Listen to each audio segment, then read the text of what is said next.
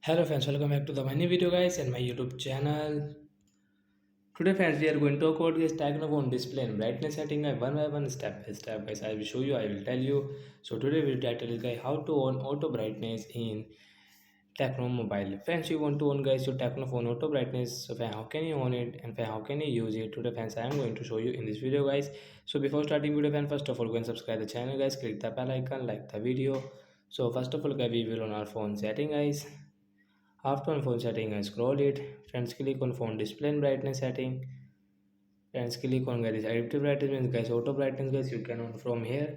After on guys your brightness will decrease automatic. Friends, as you can see, my brightness decreased automatic because guys I am inside the room. So when I will go outside guys, when I will come inside guys, my brightness will increase and decrease automatic. So like that guys, you can on guys your auto brightness setting guys, and you can use it in your Tecno mobile. So bye bye friends. Thanks for watching the video guys.